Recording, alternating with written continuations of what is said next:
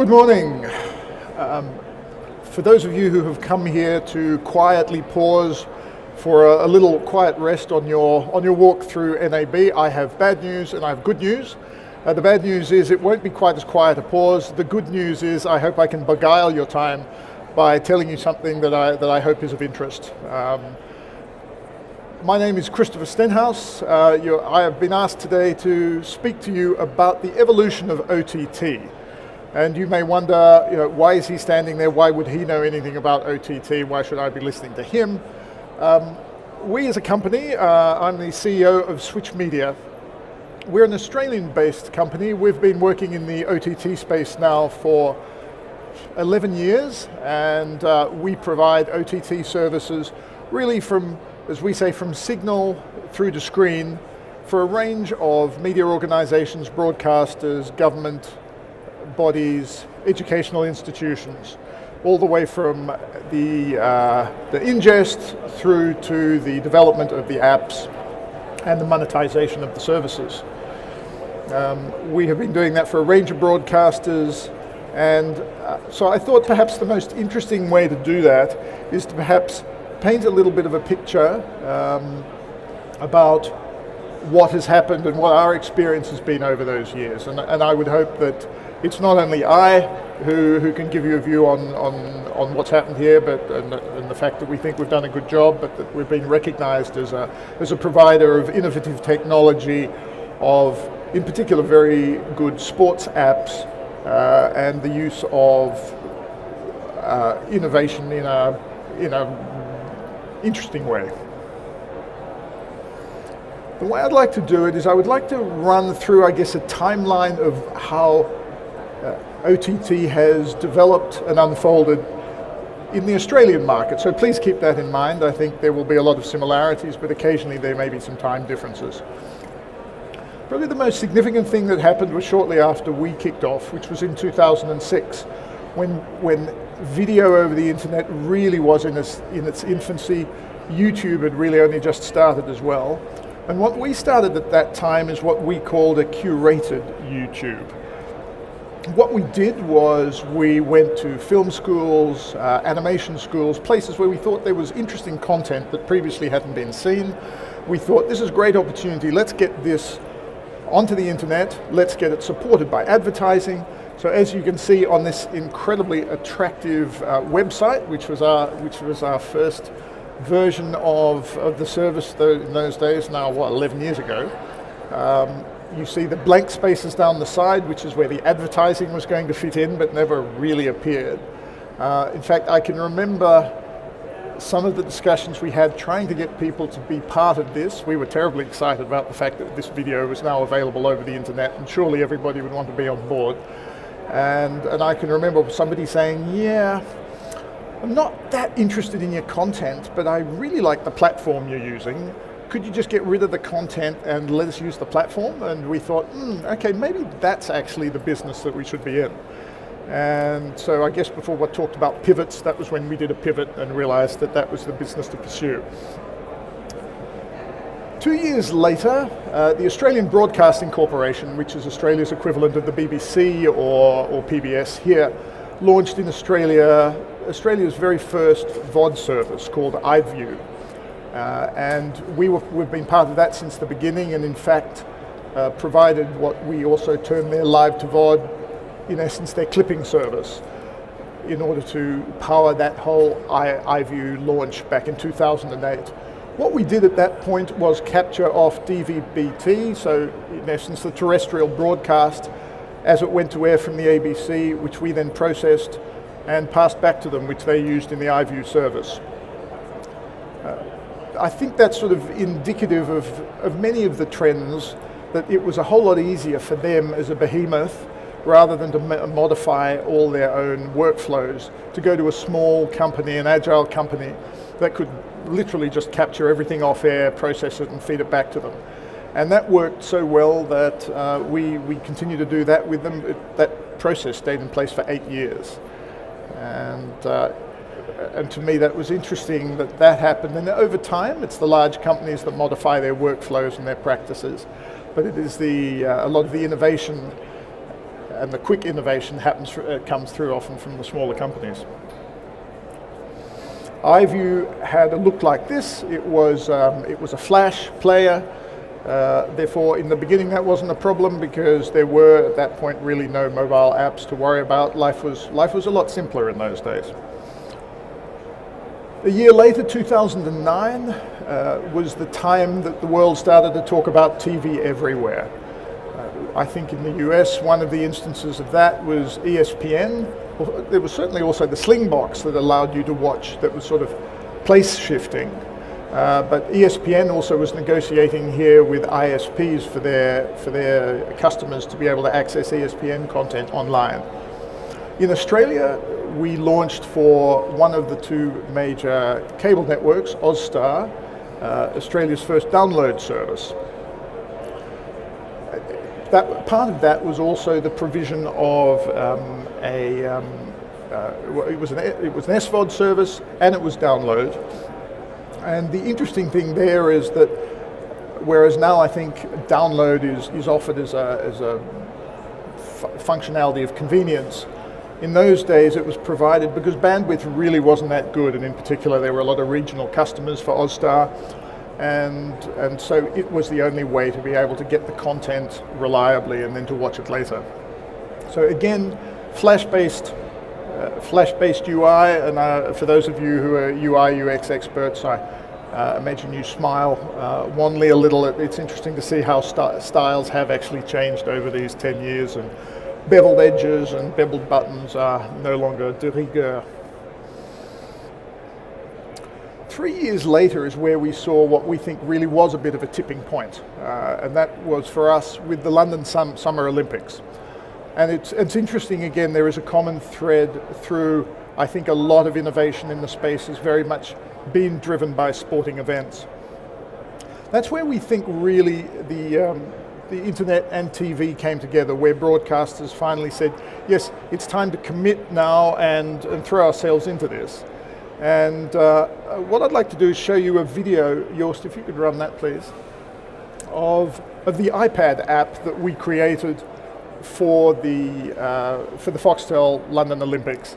What was happening here is they were running their set-top box service on conventional TV, and what you had here was what we called a mosaic of 8 live additional channels, really a visual EPG that allowed the user to pick whatever they wanted and click onto that, scroll along the bottom to have a look at what else was in the schedule. You like the look of something, this was innovative stuff at the time. You click through to that, it takes you to the live event. You can change channels. This was revolutionary stuff, and I thought it was also particularly appealing because not only was there more content to see, but you could sit on the sofa and you could choose, looking at your iPad or at the screen, what you were going to watch, and you could, as I say, use it as a visual EPG. Also the ability now for the first time to scrub back, you'd missed something, so you scrub back up to 30 minutes or an hour.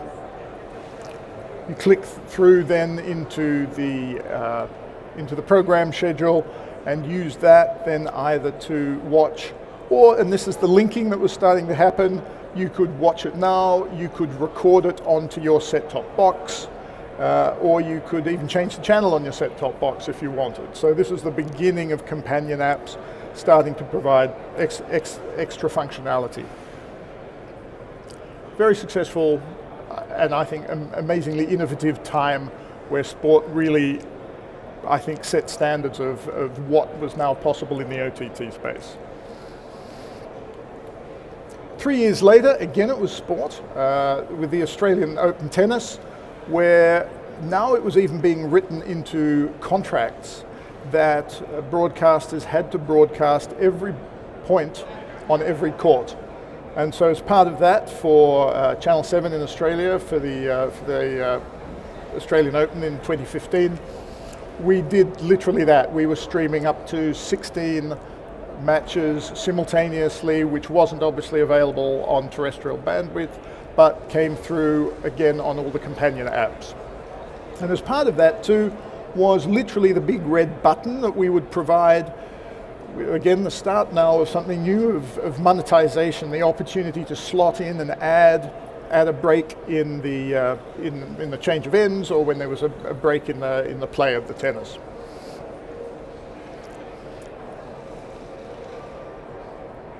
This is a screen of one of the tools that the operators would use to create on the fly the on-demand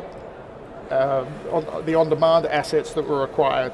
So here's an opportunity to put in, while the live broadcast is happening, put in not only bookmarks, so that once the VOD asset is live, you can jump to the most interesting parts, where he falls over, where he finally wins, but you can also put in the break points where you would like ads inserted.